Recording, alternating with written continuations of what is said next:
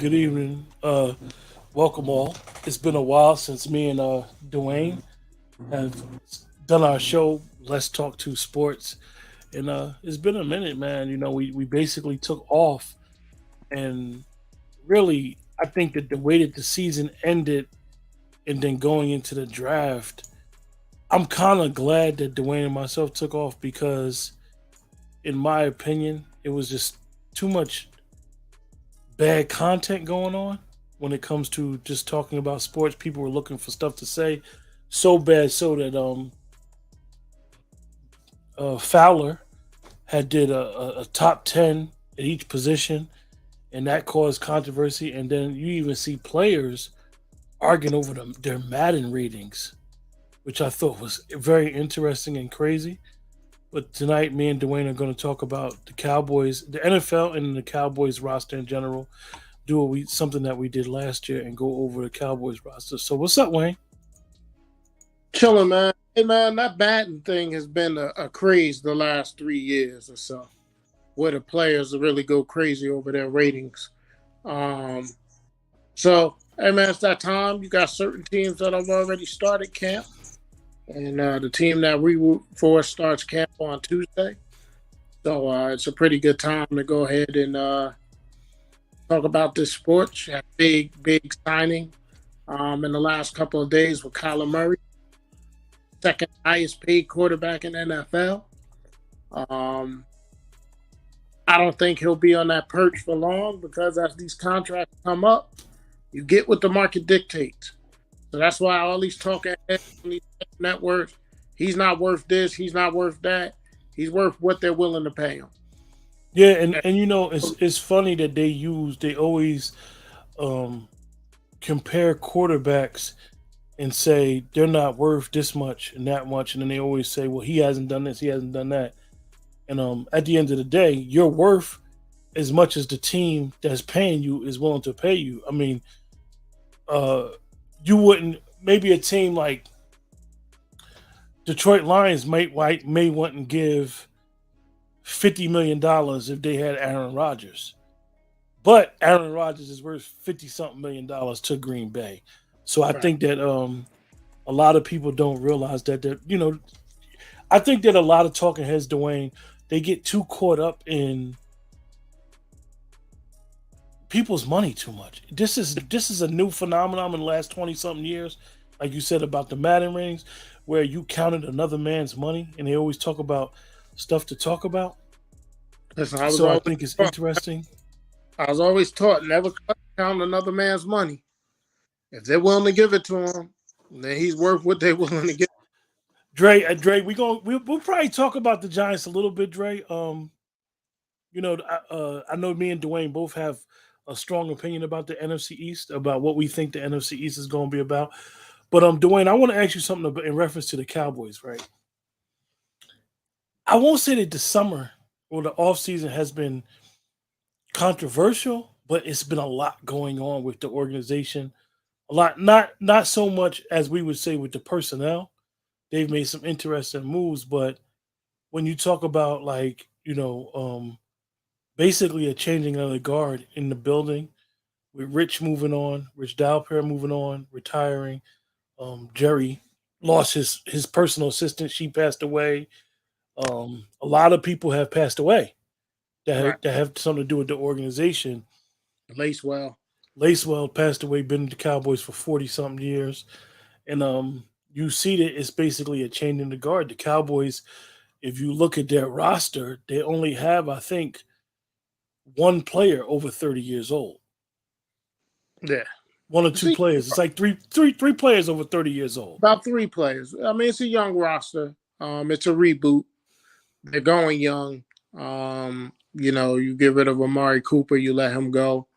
Um, so it's going to be interesting. One thing that I find interesting, man, when you think about it, last year, Dak Prescott was coming off of a major surgery. The Cowboys didn't even let the world know until Hard Knocks that he had one surgery and then he had to go in and have a second. Then he got into training camp and messed his shoulder up. So they had to shut him down then. And he came into the season, he was throwing the ball a lot. Then you go into the New England game, they go into overtime and they win, but then he tweaks his quad. So it's going to be interesting to see if he comes back, how he comes back this year. In the offseason, he basically had a trainer that lived with him 24/7, worked him out. So he feels that he's in the best shape of his life right now. So it's going to be interesting. Can he stay healthy, man? Like, I think people don't really realize how serious that leg injury was for him, and kind of overcompensated in camp, throwing the ball too much, too hard. He ramped it up too fast in a way, and it cost him midway You, through the season. I'm like you. What's funny is you listen to the leather networks, and I really don't want to talk about them in a bad way because they, at the end of the day, the leather networks, they are professionals. They do what they do. I Yeah. do. Me and you both do agree that they're too producer driven, and those guys know that most of those ex players they know the NFL, and it's like sometimes they talk just to clickbait. Mm-hmm. And I was surprised that all year long about all the conversation about Prescott, but they don't want to talk about with all the stuff that went on around his life, with his brother unfortunately dying of a suicide, with the gruesome ankle injury, everything that went on with Prescott. He broke the Cowboys passing record last year. He did. Like with all that stuff, the Cowboys had the number one scoring offense, and it's like, okay, yeah, they didn't win in the offseason, this, that, and third, but it's like nobody gives them credit for the good things they do. And then I understand when you're a team as polarizing as Dallas, you're measured against your definitely your past success, which is almost 3 decades. But 27, going on it's 27. just interesting that because of their polarization, you got talking heads that always think negative about the organization and never really say nothing positive about strides they made. I believe that Dak Prescott would having a bad quad, basically a gruesome compound fracture ankle injury, two messed up shoulders, the right shoulder, the throwing shoulder during which he strained, and then the left shoulder, which he hurt in the season as well. He had a good year. Yeah, he did. He had a good year, But and you are only as good as your last play, and he had the worst last play of the season in the NFL. yeah, Just a boneheaded play. You can't get that out of your quarterback, and you can't get that out of your coach. Like, you have to know time, you have to know the clock, and you have to know game situations, and you just don't run the ball in that situation. But I think really top storylines going into this camp. You got the Rams. Can they repeat? What is Aaron Rodgers going to do without Devontae Adams?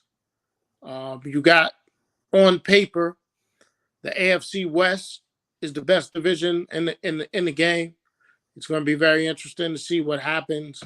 For us in the NFC East, there hasn't been a repeat champion in this division in well over 15 years. So right now, everybody's champion in NFC East is the Philadelphia Eagles. They made a lot of good moves. You now have Brown with Smith, and they had a really good draft. I like Jalen Hurts personally, but he still has to prove it. So I like him personally. Do I think he's the best quarterback in the NFC East? I do not. I still think that title goes to Dak Prescott. And I think even though he's been up and down in his career, I would slot Carson Wentz over Jalen Smith as well. It's not any type of hate. I think Daniel Jones brings up the rear. But let me say this about the Giants. If the Giants do the right thing, which they may not do, and turn that thing over to Tyrod Taylor, you may have a problem in the NFC East with Tyrod Taylor as the quarterback of the Giants. But some quarterbacks just get tagged as backups, and no matter where he goes, the way he plays, Tyrod Taylor is one of those people that they don't really give him his shot. He scares the life out of me if he becomes the quarterback of the New York Giants. That's real talk. Let me ask you a question in reference to that. You took talking about the Eagles, and I think that was that was the cornerback they got from the Giants that the Giants cut. Oh, Bradford. I I mean Bradbury Bradbury.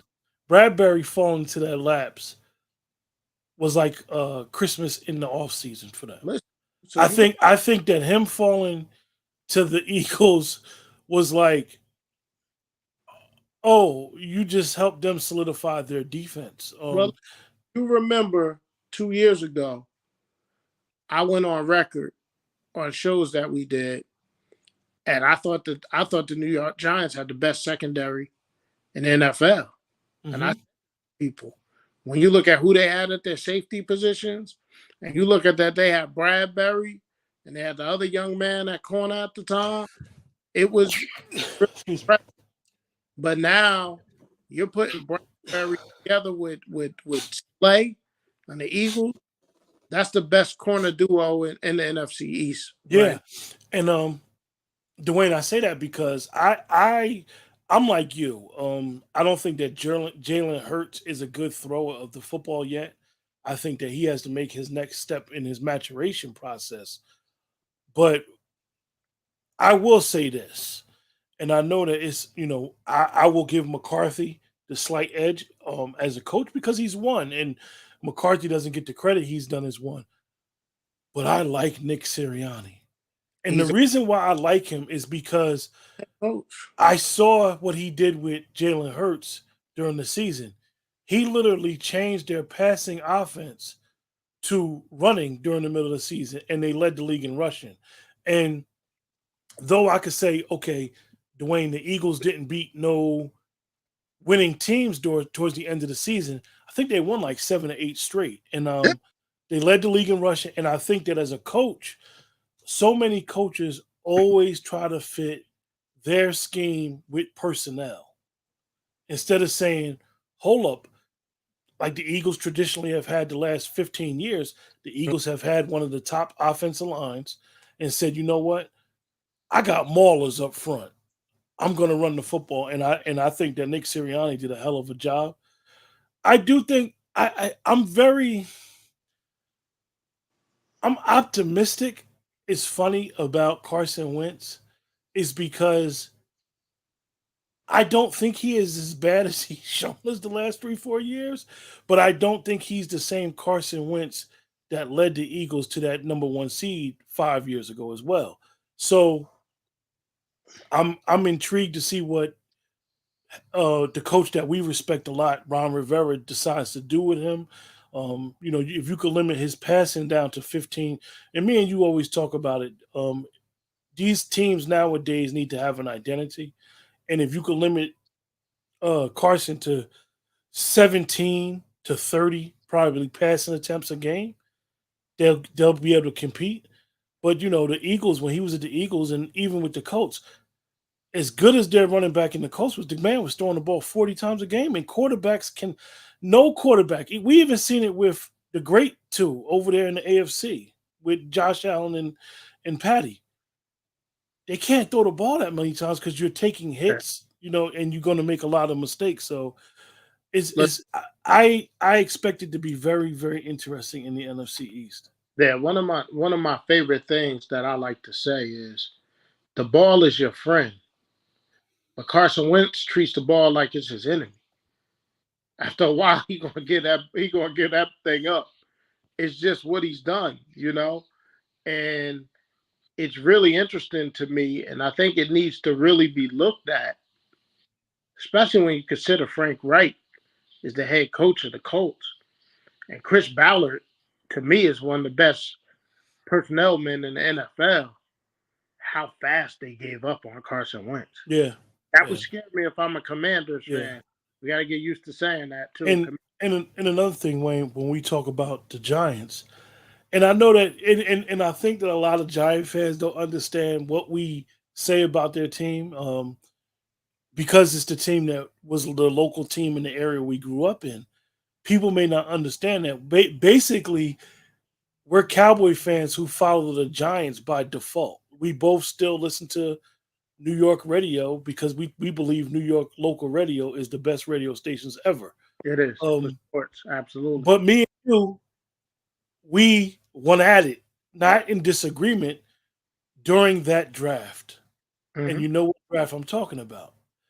The draft where Saquon was drafted before the quarterback. Now, we see that Baker Mayfield, Josh Rosen, those quarterbacks, Sam Darnold. Sam Darnold, those quarterbacks didn't particularly fan out, but we said that the Giants was going to regret getting a running back before they got a quarterback.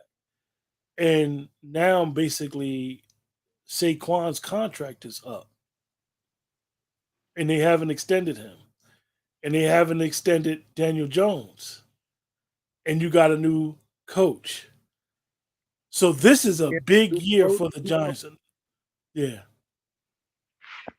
This is a and real big year for them. let's be honest, and Giant fans could speak to this better than me, but one of the things that's been a problem with the Giants in the past decade is they haven't let a person come in there and build their program.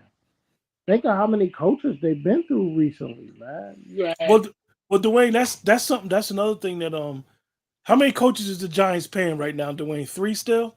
no, it'll be down to two this year, but there was a couple of years there stretch where they were paying three head coaches Yeah, because you had McAdoo, you had Shermer, and you were paying Joe Judge. So yeah. now, um, McAdoo came off the books, but you still got Shermer on the books for one more year.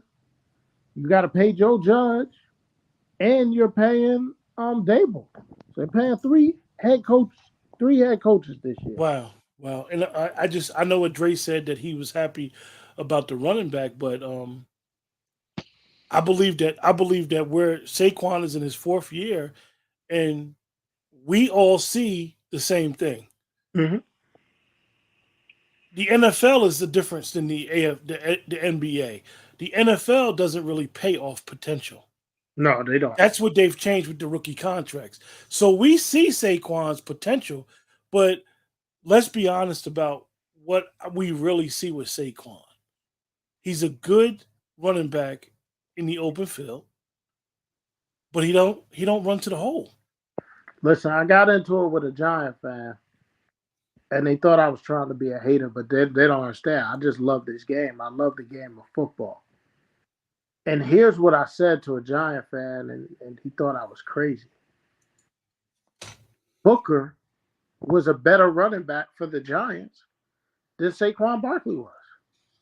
Because Saquon, if you watch Saquon run, phenomenal talent. Catch the ball out the backfield. It takes more than one person to bring him down. But as big as he is, Saquon don't want to run between the tackles. He don't want to run ISOs up the middle. Saquon's always looking to bounce and hit a home run.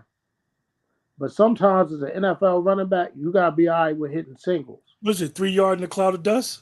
You gotta be all right sometimes. If it's 2 yards, 5 yards, 2 yards, 5 yards, then you pop one. Saquon wants to pop a home run every time he touches the ball. And if you really watch the game and you see where the holes are, it's a lot of times where Saquon don't even hit the hole. But I don't want to like shoot our load on just the NFC East. But Like but let me ask you, there's a Dwayne. lot of other real big stories to discuss It's around the them. per, it's a perfect segue when you talk about Saquon and his backup.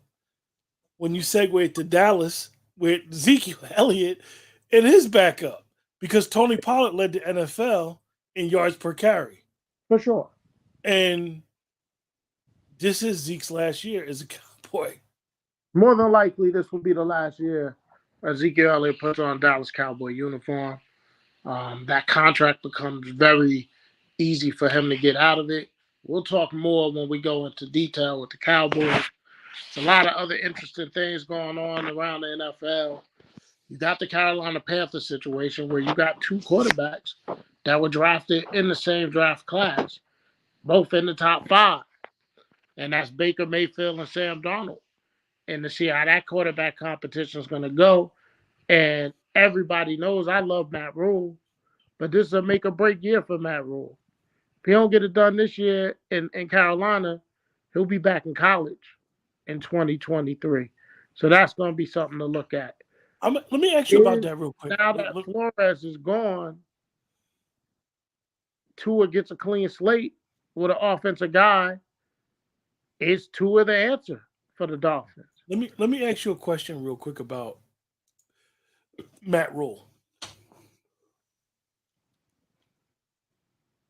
Have you ever seen a coach who most football heads will say is a good coach? Most football heads know that a lot of these guys that he's getting on his team, he recruited them to college. But I'm gonna ask you, Dwayne, and I know that a lot of times people just say it's the quarterback. They drafted all defense 2 years ago. They've drafted well. They have one of the best young safe secondaries in the league. Mm-hmm. What's going on with them? Quarterback. The NFL is still a quarterback league, and they need a healthy Christian McCaffrey. A healthy Christian McCaffrey changes everything for that team. And remember, I want people to remember, Panthers got off to a quick start last year till the Dallas game. And then their season just fell apart after the Dallas game. Yeah. Matt Rule is a program builder, but it's hard to be a program builder in the NFL. They don't give you, listen, man, you see where they're talking about what's the top 3 places for Sean Payton to be a head coach next year. And they said San Diego, they said Dallas, and they said Miami. And Miami just got a new coach that hasn't coached the game yet. And San Diego's coach been there 2 years. Yeah. So it's hard to be a program builder. It's going to be an interesting competition. Well, I'm gonna ask you. I got to throw a wrench in our show, and because we haven't did this in 2 years, Dwayne. What I'm about to say to you, mm-hmm. Give me your sleeper team, man. Usually we do a sleeper team, and 2 years ago, both of us picked Miami because we both love Flores, we both love Greer. I do want to say that Miami's skill position players, for anybody that loves football, Miami's skill position players are scary. If Tua does anything, they should be very exciting football team. But let me ask you, give me your sleeper team, Dwayne. Sleeper team this year. I'm gonna say a team, but I don't know that they could be classified as sleeper. I like the Chargers. I like the Chargers a lot. I think the Chargers are going to be able to make that run. We've been hearing Buffalo, Buffalo, Buffalo. They're knocking on the door, but they haven't kicked it through yet.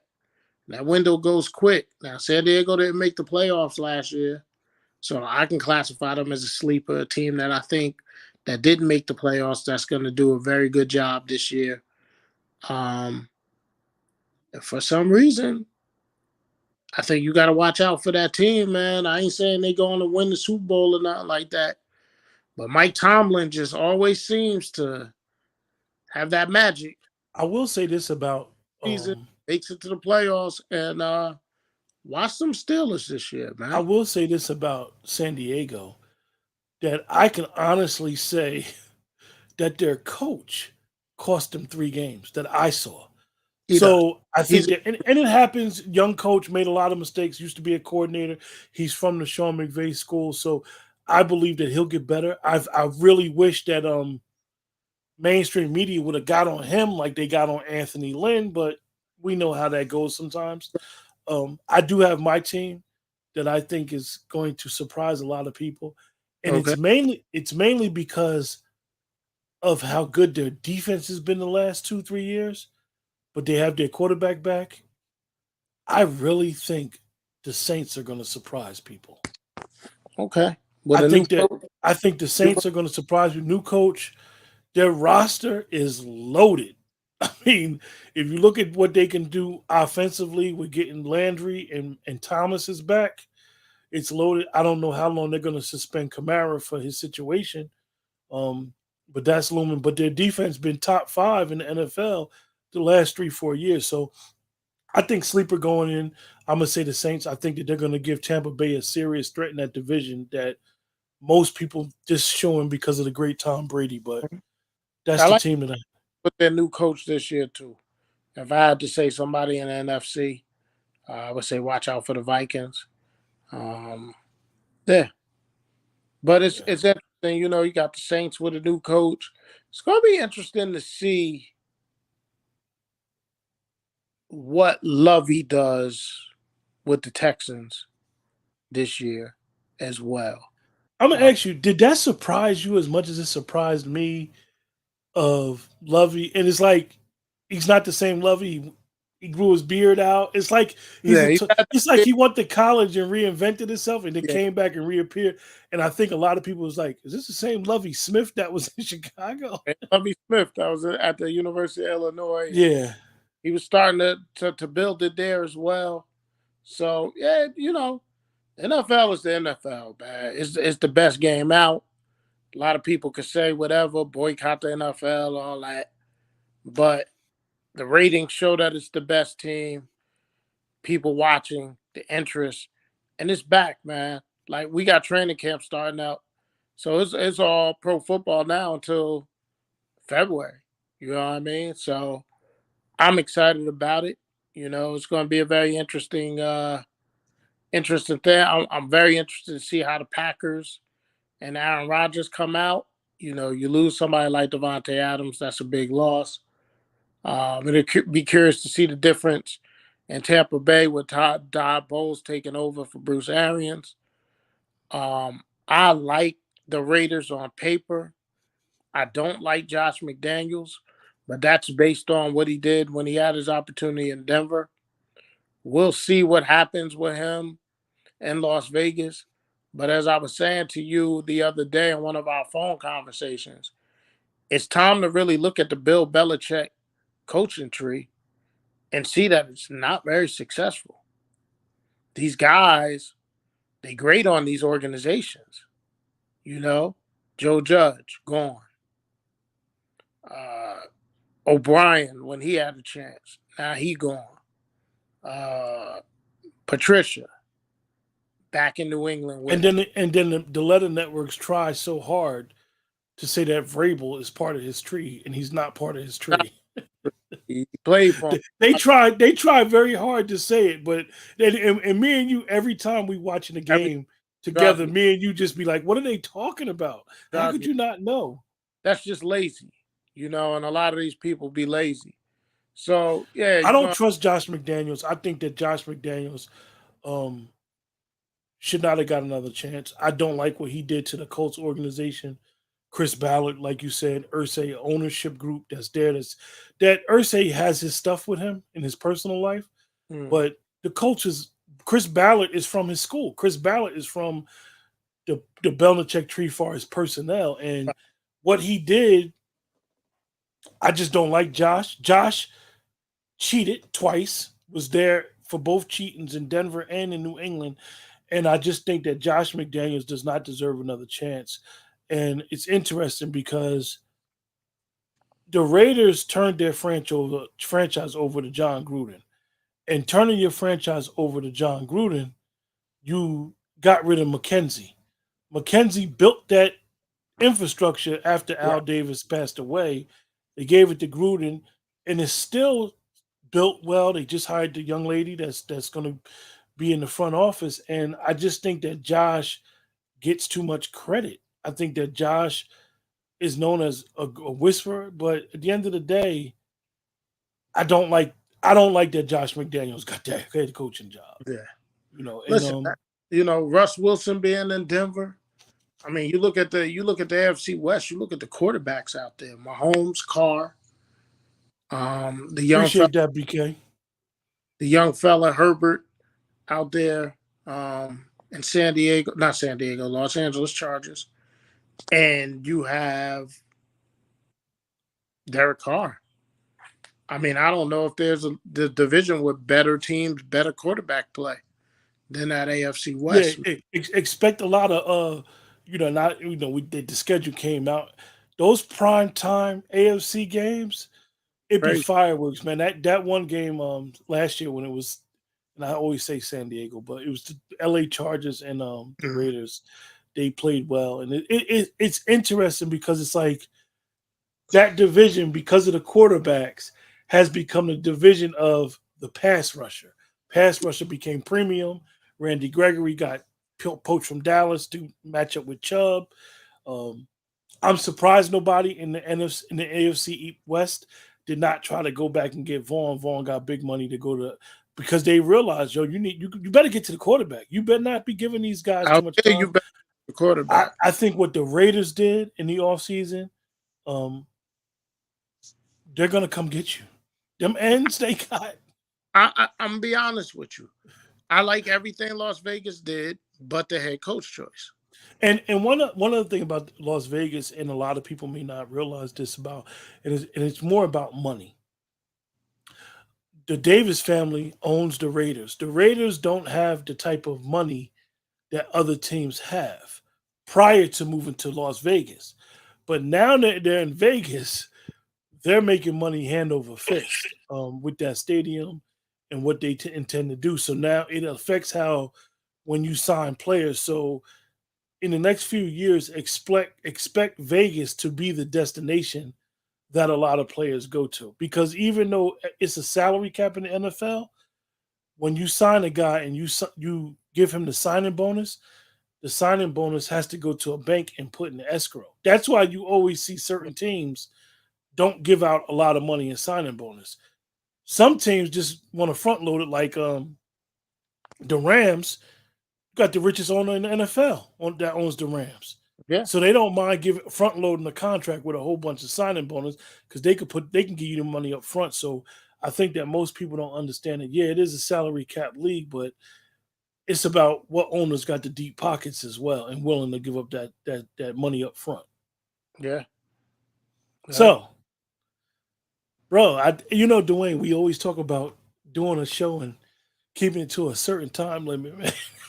Yeah. but We it, 30 oh, minutes in. This hey, is hey, but the way it's just like our phone conversations. We'll start with one thing, and then we'll look at our phones and be like, "Yo, we've been talking for an hour and a half, 2 hours, yo." so you could just let it go organically, man. I mean, we had a couple of comments. I can't see the comments, unfortunately. Um, it's gonna be interesting, man. Like, yeah, everybody thinks Buffalo, you know. Um, it's funny because this thing runs in cycles. I can remember when the NFC was the dominant conference, but you'd be kidding yourself if you didn't say that the AFC has, you know, The hope for the better. NFC, the hope for the NFC, and it's gonna happen in the AFC. The AFC, the regular season, and then in the playoffs for the AFC going into this year, it's gonna be about one thing: matchups. If if we think the Chiefs is going to the playoffs, or Buffalo's going to the playoffs, let's just say those two teams. Those two teams have to avoid playing two other teams. And it's Mhm. going to be interesting. Is the Bengals for real? People got to remember they're the AFC champions. Are they Absolutely. for real? Are they going to have a tougher division that they might not even get past their division?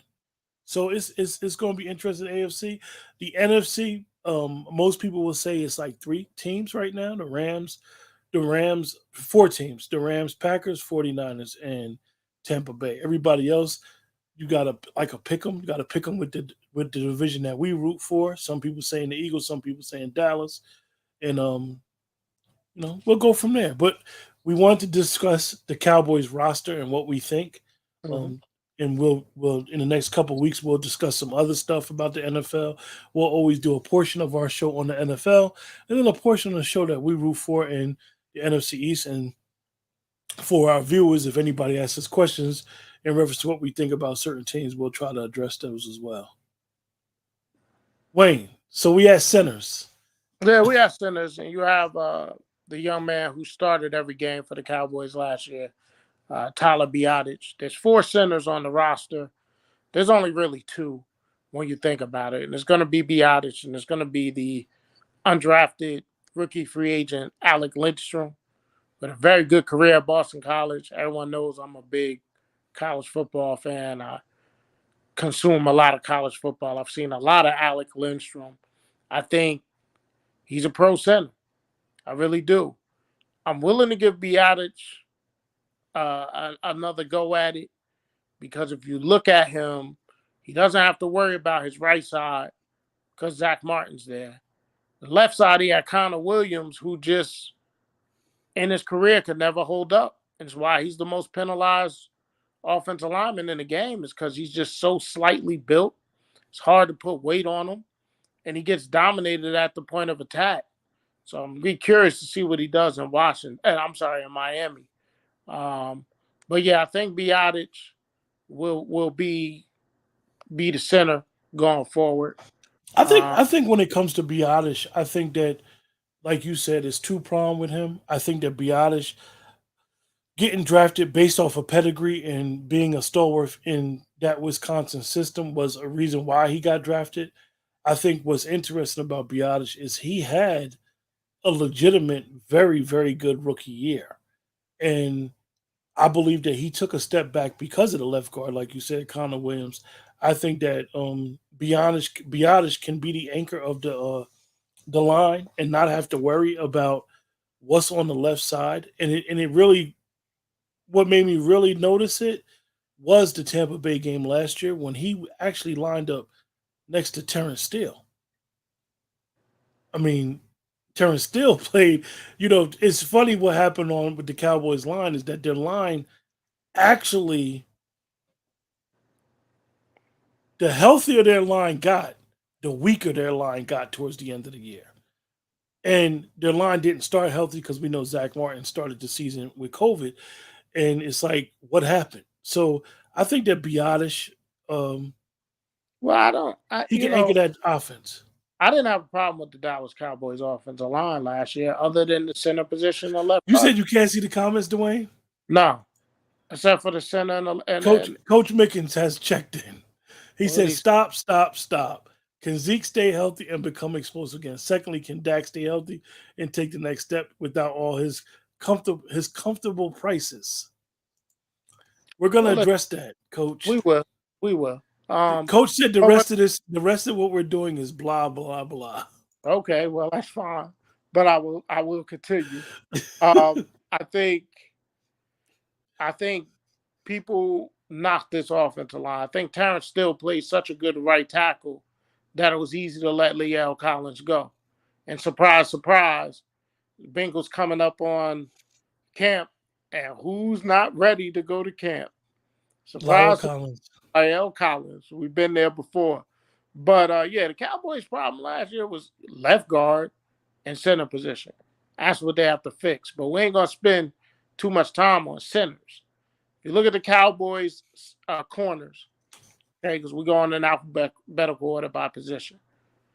So you look at the corners. There's one that's already in place there, and that is Trayvon Diggs. 11 interceptions last year, Pro Bowl. So he's solidified. Have you ever seen a cornerback get criticized so much with 11 interceptions? Well, he should because he also gives up the most passing yards in the game. He is the ultimate risk taker. He's either going to pick it or he's going to get beat for big yardage. Prime example of that was the You New have you England. have a question. What's the BK question? has a question. He said, just a quick question, guy. Who has the best receiving corps? Do y'all think it's Cincinnati? Well, I'm a big Jamar Chase fan. I love T. Higgins, and I don't know why I'm drawing a blank on that third receiver right now. I think it's a big loss for Cincinnati losing their tight end and him going to the Jets. But when you talk about receiving core, I mean it's going to be hard to find one better than I, the Bengals. you know It what's is. funny? What's funny about that, BK, and I'll speak directly about Cincinnati. They got Boyd, Dwayne. Boy, Um, that's boy, if boy. you look at Cincinnati last year going to the Super Bowl, is that uh, Burrow kept throwing the chase. He didn't use all his receivers. they probably do got the best receivers, but they don't use them all. Higgins is nice, but they don't spread the ball around. And it's crazy because it's like sometimes with teams, and we see this a lot, the more weapons you got, the harder it is because you don't some of these coaches, and me and Dwayne talked about it during the week, some of these coaches believe so much in their scheme that they just come out with a game plan and say, we're gonna do scheme. Then you got the McVays. It's a stat that's running around right now. And this is going to be crazy when I say it, but I actually heard another guy say it, and it's a true stat. Do you know which wide receiver in the NFL was covered by a linebacker more than anybody? Cooper Cup. Mm. That's crazy. So you would think But you, the it, best it, receiver, why would he it, ever be covered? But go it ahead, makes Wayne. it crazy, but the reason that is because the people that the Rams got on the outside.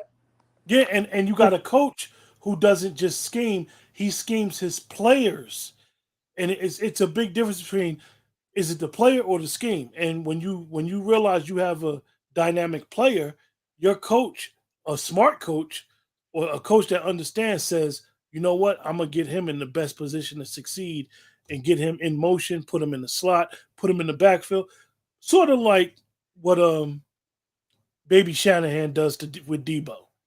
Mm. Yeah. So I mean, back to what we were talking about, and thank you for the question.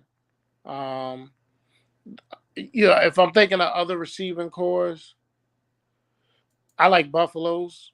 I do. I like Diggs up there. I like Buffalo's receiving core, but that Kansas City receiving core has been broken up, and that was one of the best receiving cores for a lot. BK, I'm not gonna say that they got the best one because they haven't all played together, but I just want to say, man, if you look at them weapons down in Miami, it's no reason why Tua can't succeed because he got two running backs, tight end, three receivers. Yeah, it's all on him. And And Cedric Wilson, as Cowboy fans, me and Dwayne, will tell you, Cedric Wilson is a problem. I will say this too, man. I like the Eagles receiving core. I really do. It's just a matter, can they quarterback get them the ball? You know, they got a good receiving core. You know, So Dwayne, you want to? can't see that. I mean, I He can't see said the Sammy said Waddle was a problem. You want to yeah. finish talking about cornerbacks in Dallas? Well, here it is, man. I started speaking about Diggs, and so for years we've been trying to say Anthony Brown, like Anthony Brown, and yet he's still there. He's probably going to start the season there. You'll have JD in the slot. He's there. I mean, the wild card for the Dallas Cowboys is what do they have in Kelvin Joseph's? He did have some off-field issues, which I want to be very careful as a Dallas Cowboy fan. It seems like we use our second round picks to go after people with, questionable off the field things. Um, it's burnt the Cowboys, really has. And they've done it again this year with Sam Williams, who we'll talk about a little bit later. But when Boss Man Fat was on the field in preseason and when he got limited opportunities in the regular season, boy can cover.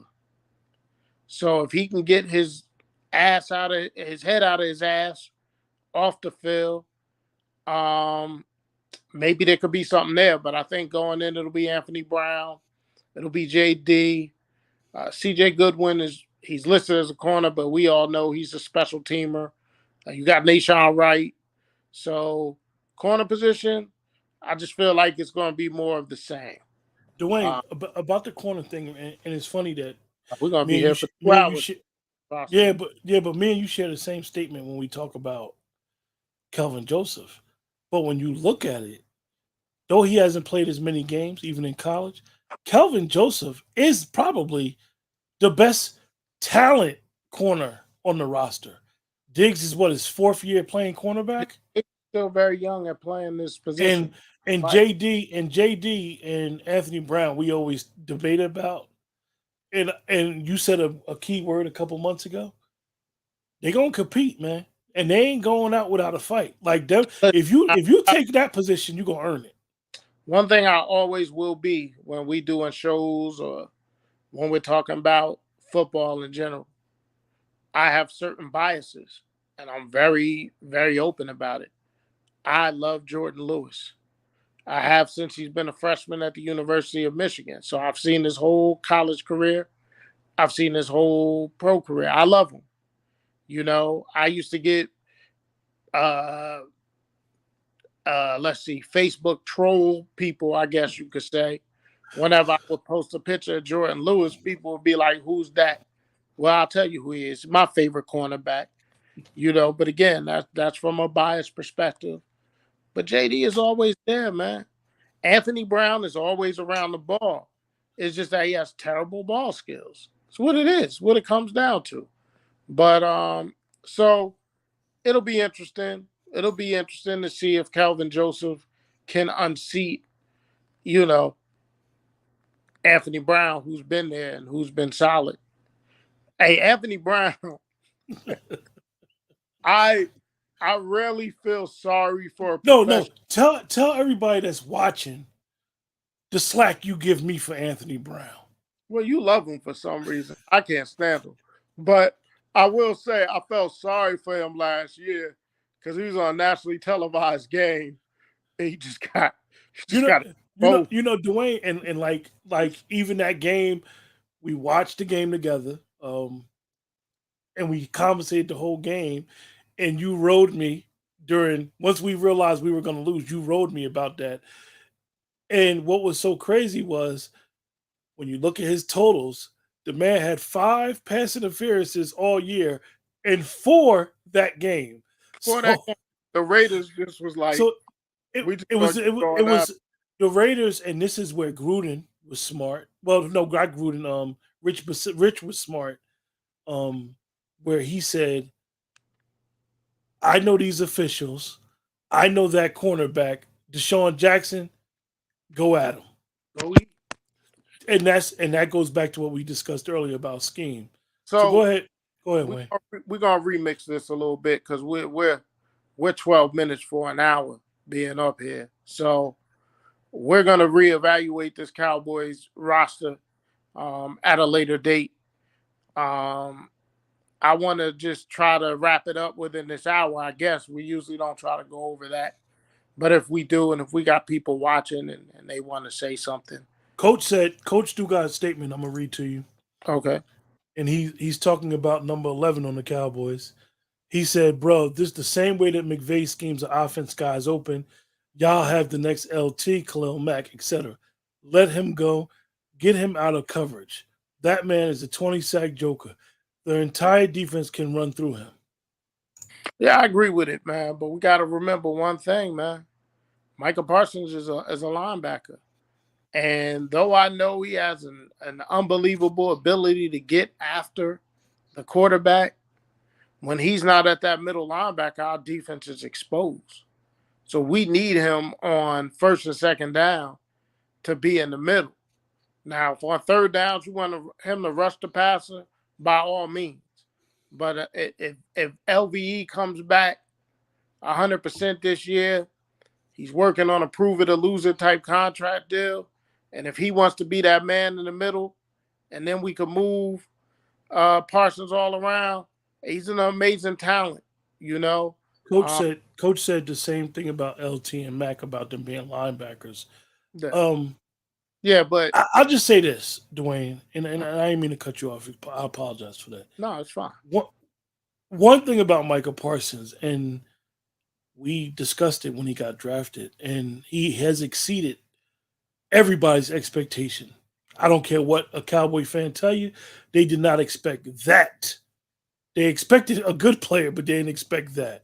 No, Um, no one saw that coming. I'm going to be perfectly honest with you when I say what I'm about to say about Michael Parsons and understanding that defense and what Dan Quinn wants to do. I honestly don't know what Michael Parsons is. Um, he He's is a a middle. He is a player. middle linebacker. Yeah, he's a football player. That's what he is. Yeah, and it's And and And it's crazy because I know, and Dwayne, me and you discuss it when we discuss the roster sometimes. He is the most important piece on the team.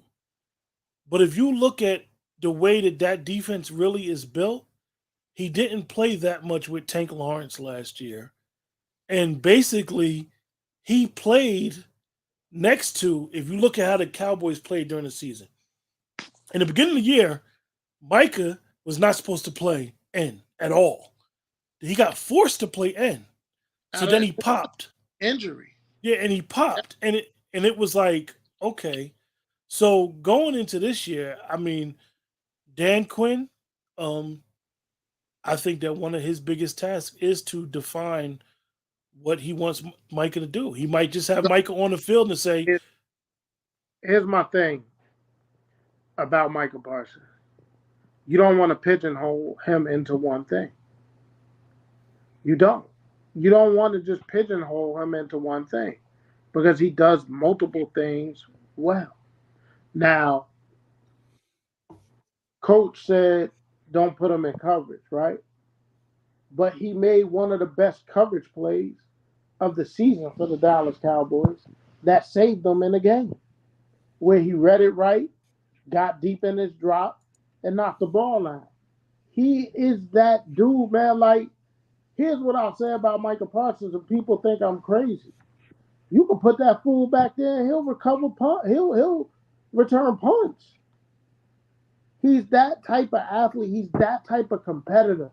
If you watch the Hard Knocks last year, he wants to win at everything. He wants to win at cards. He wants to win at dominoes. He wants to win at chess. He just wants to win. That's not something that you can teach. That's not when you get a cat like that, you can't teach that. You know, even think about it last year where Dan Quinn was like, all right, Micah, you done. Oh, coach, let me get back out there. There's some more I could be doing. There's some more I could be learning. Oh, it's preseason. It's training camp. Calm down. So it's like you don't want to limit that guy. I don't want to say put that dude at defensive end and let him go. No, because then I could scheme against that. I want him where you don't know where the hell he's going to be. Like Charles Haley, elephant position. And what did John Madden, the late great John Madden, used to do?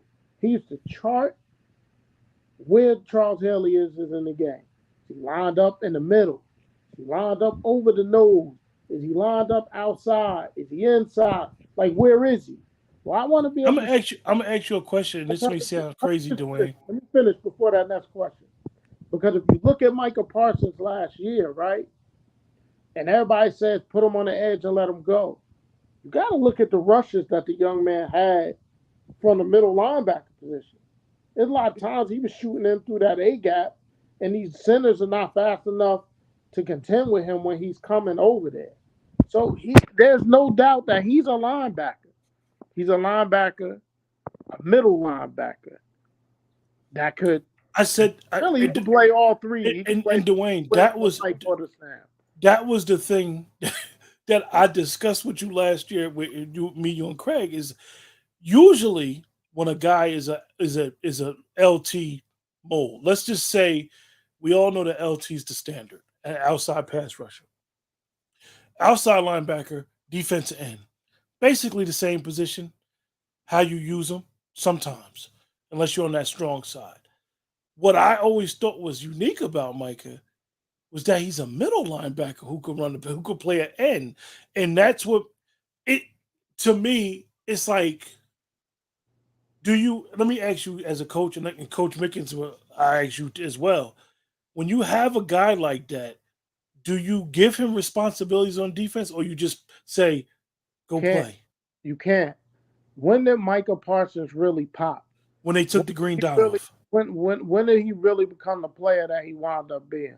When they took that fucking excuse me, when they took that thing out of his ear and wanting him to call the defense, and they gave it to J. Ron Curse. Once they did that, he was free to be who he needs to be, man. Like you don't want to put reins on this young man. You want him to be what he needs to be. This brother, like I said, can play the Will, can play the Sam, can play the Mike, could play left in, could play right in. He could do it all in your front seven except be down there as a defensive tackle or three tech or one tech. He ain't going to. And hell, he may even be able to do that with his wrestling background. But what I'm saying is, don't put those constraints. Don't put those and just say he's just a pass rusher, because that young man could drop in coverage. We seen it. Seen him drop in coverage. We seen him. You just say Micah go Go play football. off the field. You're three down. You're a three down player. So if for those three downs you're standing up and you're in the middle at linebacker, and on third down we put your hand in the dirt, so be it. You Yeah. know.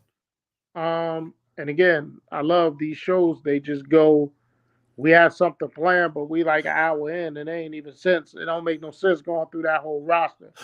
So as we come into the start of camps for all these NFL teams, um, and we got people in the chat if you want to talk about your team or what have you.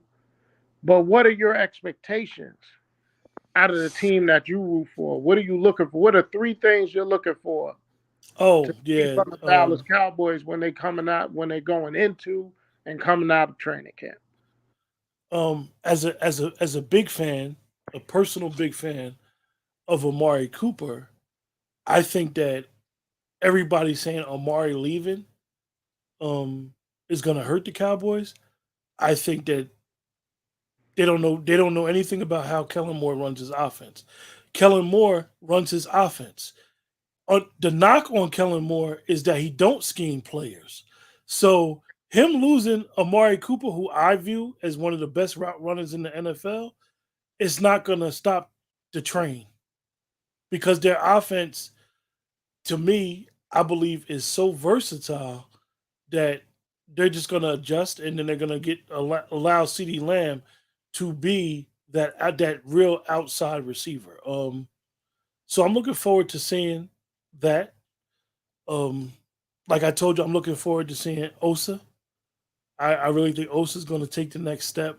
He showed promise in the beginning of the year, and I think that so many people, Dwayne, on defensive side of the ball, and we've heard this in the Cowboys the last 10 years. Oh, we need a one technique. We need a one technique. We need a one technique. Need somebody to stop the run, not stop the run. Well, if you look at it the way that teams look at it and they say the Cowboys are actually overloaded with what we call three techniques. But I think that the way that Coach Quinn coaches is he coaches players. You'll see Demarcus Lawrence down there in what we call the three. You'll see, last year you never really saw the Cowboys starting team that was penciled in training camp because the big fella Gallimore blew his elbow up. Tank got hurt after the first game, missed 10 games. So you never saw a healthy Dallas, and quiet as kept, they got so deep. So I looked for them young linemen, OC, Golston to do well. And another player, and I'm going to criticize the Cowboys for this. I know he's not Kelsey. I know he's not Kittle. But Schultz is a damn good player. And I think that he's going to show people by catching easily 80, 90 balls again that he's a good tight end. He's there. He makes catches. And I know sometimes we always want the Tony Gonzalez's, the Gates, and all that. But when you can pencil a guy in for 17 games, consistent, move them sticks, be the security blanket for the quarterback, I look to see Schultz do what he do. Those are the three that I would say. The other two that we talked about last week, I won't even mention. Yeah, I'm just, for me coming into and out of the camp, I want to know what this receiving core is going to be. I'm a James Washington fan. I want to see how healthy he's going to be. Um, I have watched because I love football and it's everything. So I've watched a lot of game on YouTube of Jalen Tolbert at South Alabama. Now, this is a young man who did not start playing a game of football to his junior year of high school. He's a baseball player. that just happened to go out for football and fell in love with it. So he's still very young in the game. Real big kid, real athletic. Goes up, makes catches, not afraid to, just do what he has to do with his body, come up with balls. So I'm looking forward to seeing Mike Gallup come back healthy. Um, I would say number two for me rather is the cornerback position. What's going to happen? I want to see Calvin Joseph step up and take control of that right corner position, or the number two corner, because they will move Diggs around from side to side. And I think one of the most underrated points of football can be special teams. And special teams could win or lose you football games. And so, what's going to happen at the kicker position? Who's going to take hold of that? Because you don't have Zerline anymore. So I'm interested in that. And if I had to throw another caveat in there, fourth, will the real Mike McCarthy please stand up? Former Super Bowl winning coach, but he's only there to manage. He doesn't call the offense, he doesn't call the defense. So with that being the case, for us to be so terrible with clock management at the end of halves and at end of games is unacceptable. And I want to see what he does with the pressure of this is his walk year. He has no contract after this year. And Sean Payton's looming in the background. Does Mike McCarthy make it to Thanksgiving? That's the biggest question I have. Does he make it to Thanksgiving as a head coach of the Dallas? I wanna throw one in there. I'm gonna throw a player at you because Dre brought him up in the beginning of the show, and I didn't want it to pass you by. And me and you talked about this player. Me and you actually have a personal bet and over under. My over under was 14, and Yeah. yours was 10, right? Yeah.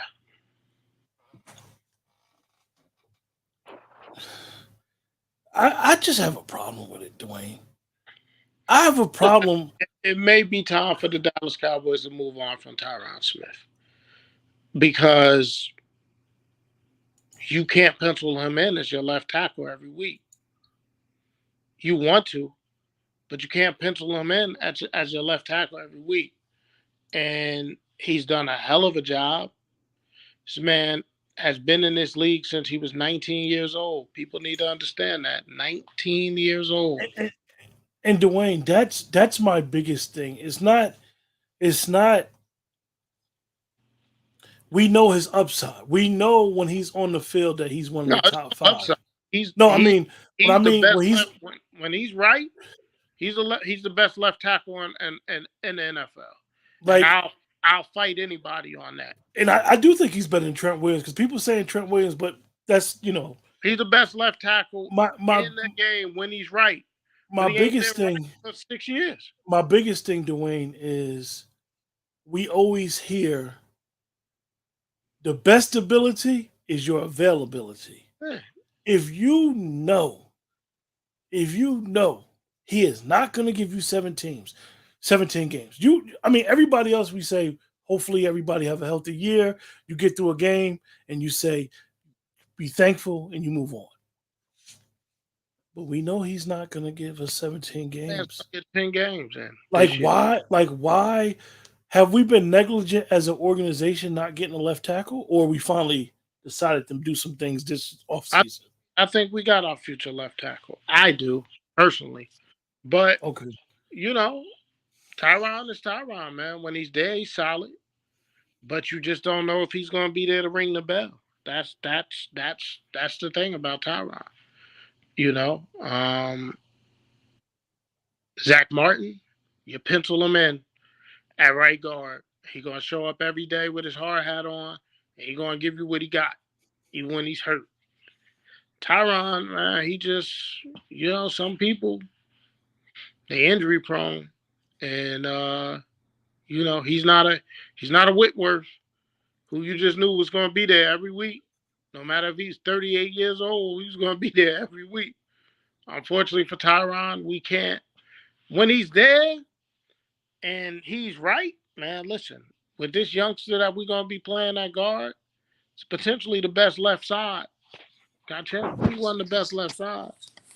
Now, we all know, man, the best guard resides in Indianapolis. But, yeah, man, hey, listen, man, we over an hour in, and, we just love it, man. Like, real interesting storylines is Deshaun Watson. What's going to happen? I was looking and I read some reports online where the Browns have already said, Deshaun's reported, but they're going in like they got two number ones. They're giving Jacoby Brissett number one reps, splitting one reps with Deshaun because you just don't know what's going to happen. You know? I I think that people saying certain things about Cleveland is comical. Whether Deshaun's not there, I think that what people don't realize is that that roster is loaded, and I think that if he does come back during the season, I think that he could come back to a team that's ready to ascend. I Mm-hmm. think that if you look at their roster and how they run the football, or potentially could run the football again, I think that Cleveland would be okay. The Deshaun Watson thing is something that me and you discussed at nauseum for 2 years. I think it disturbed me and you. We didn't know what to think of a kid who we both like a lot, and I think that Houston settling Mm-hmm. quietly was good for the league because I think that it could have this whole thing could have blew up in the league's face to something more sinister than it may really be. Yeah. Um, I, just full disclosure so everybody knows where I'm coming from, I will not discuss the Deshaun Watson situation just out of personal respect. Knowing, you know, I'll just leave it at that. yeah, I discuss it. Only way I would discuss it is how does it affect the Browns if he's not on the field? Anything other than that, I'm not delving deep into that, and that could be a cop out.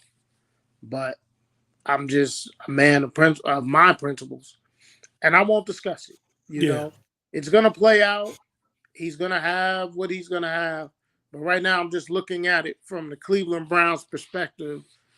It has to be difficult going into a season as a coaching staff, not knowing. Yeah, And how do you prepare? How do you prepare your season? So you got to get your Kobe Brissett ready. But you are a vastly different team with your Jacoby Brissett as your quarterback as opposed to Deshaun Watson. I think that Cleveland will be okay. I mean, when you look at them, they got the best, probably one of the top three best pass rushers in the league. Yeah, but they weren't okay with Baker Mayfield as their quarterback. I think that I And think Baker that the Mayfield's better than Jacoby Brissett. I think that Baker didn't know how to manage the team better than Jacoby could. It's weird. It's not a talent thing. I don't think. Yeah. I'm not. I have a I think that Baker, like a lot of players, they go into the wrong organizations. I think that Sam Darnold was a good talent. I think he got drafted by the wrong team. Coming in, and me and you discussed it before. For these young players, even though the media has changed since we were kids, you have to have stability in the organization when you draft a young player. Definitely coming to the New York area. Me and you, Dwayne, have talked about this. What I'm about to say for 4 years, at least once a month. Why professional athletes that get drafted in New York do not go and talk to Derek Jeter? I will never understand because Derek Jeter is not a city guy. He's from Kalamazoo, Michigan, a town that you're very familiar with, Dwayne. And he was in New York and played for 20 years.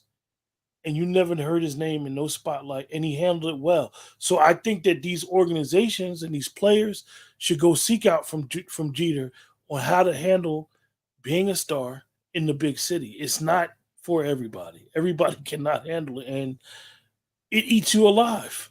Um, and now New York has another young quarterback on the Jets, where when you got small stories making the back page, when you make big stories, it's really going to be on the back page, and they're not going to just focus on football. Your receivers, me and you talked about late earlier, how we believe that Makai Beckham potentially could have been a Hall of Fame lineman, but he can't even make the weight now. Like, what is going on in New York? They had to put him on the pup list again. Yeah, You can't help me from the tub, man. yeah, Cannot help me from the tub. yeah. But yeah, so it's some interesting things. I don't get caught up in this one's not a top 10 quarterback, that one's a top 10 quarterback. I don't get caught up in all that, man. Um, we're gonna see what Josh Allen does. I'm gonna ask you Because a question. what if the Buffalo Bills don't make it to the Super Bowl and win it? Are we still gonna just be on this Josh Allen wagon? He lost his offensive coordinator.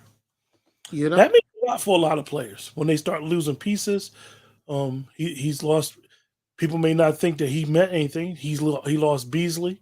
Yeah. They And then still they still never committed to running the football, which teams, and I get it, the infatuation with the passer, but gotta two be. young quarterbacks, that I'm looking forward to year two of. I want to see what Trey Lance is now that he gets his opportunity.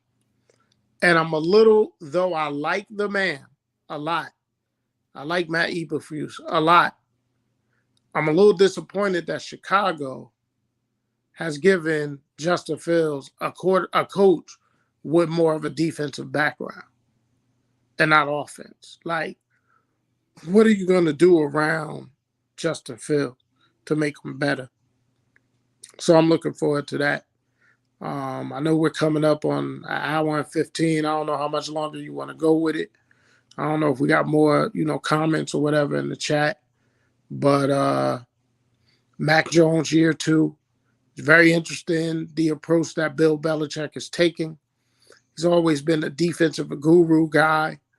And this year, he's making Joe Judge the offensive coordinator.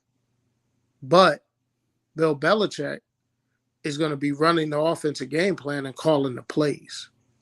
So that's very interesting because he's always known as a defensive guy. But if we remember, there was a year where Bill Parcells took over the play calling, offensive play calling for one of his teams. And they went to the AFC Championship game that year with Vinny Testaverde. Yeah. So, I think that coach is a coach. I think that he lives and eats this coaching thing. He's one of the last of the Mohegans, so to say. Him and Pete. So I think that this is a challenge for him. So I think that him, Patricia being part of the offensive staff, which is very weird that they have their defensive coaches are now coaching the offense. I think it's a big year for Mac Jones. I think Mac Jones it is, has though. has the temperament to take the next step. You know why that is, right? Bill has total trust in his son, and Yeah, his son doing what he needs to do on the defensive side. So yeah, he ain't worried about that. Like, I birthed this cat. This is what I want out of defense. yeah. So he ain't worried about that side of the ball. He just feels like his son has it, you know. And that's what he does well. He coaches his coaches very well. And I So see what 2022 Patrick Mahomes looks like without a Tyreek Hill, um, with changes on that offensive line. So I'm curious. Um, yeah, I raised that boy. That's what Bill's saying about his son. I raised that yeah, boy. She said I birthed this cat. Yeah, yeah, yeah, exactly. and it's funny, Shanita, that you said that because he literally he does the Belichick, the pencil behind the ear. He's got a mullet, which I don't understand because he's a young man, but Mhm. he does the sweatshirt and He's you a know smart. we He's a we we we love coaches, us three, Shanita and Dwayne. So we respect that the changing of the guard of how he's raising his son to be a grunt, a coaching grunt. Hmm. So, but yeah, it's here, man. The season is here. It's gonna be fun. There's a lot of storylines out there. There's a lot to look forward to.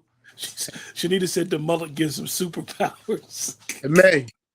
Yeah, I mean, I remember I'm watching them play the Cowboys last week, and I'm like, yo, is Bill Belichick bleeding like out of his Oh mouth?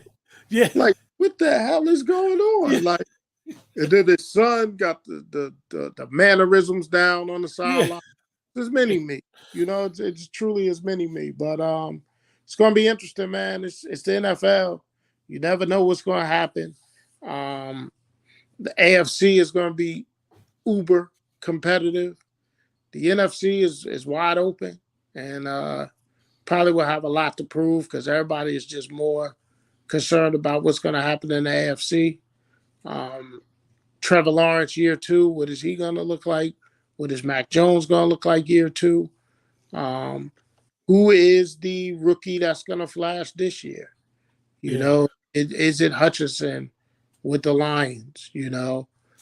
Um, what is the number one overall pick going to do this year as well? Down in Jacksonville. So I think we're Dwayne, very, that one thing that, and you brought up the draft, is the next 2 3 years these drafts are going to be, as a lot of personnel guys said, you're going to get good players for the first 200 picks. So mhm. the quality of NFL players, because of COVID and fifth year seniors, is going to be, they're going to be very mature very quickly, Yeah, and it's true. going to be interesting.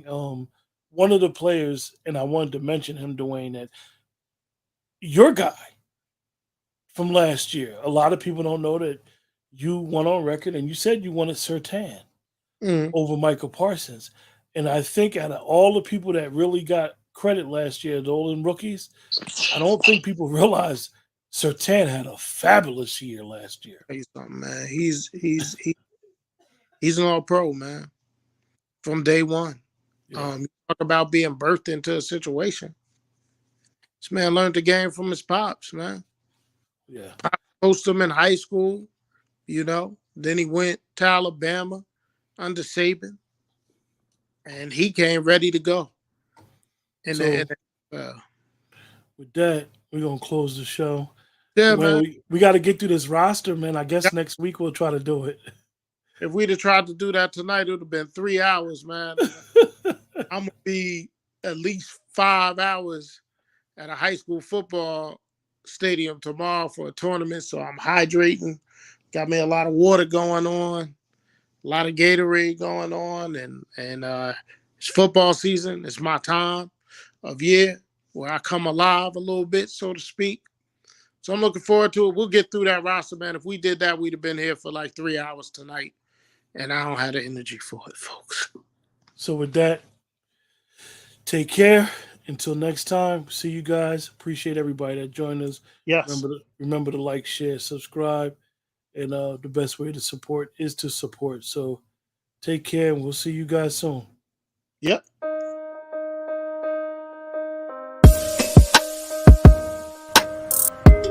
The Poetry Corner.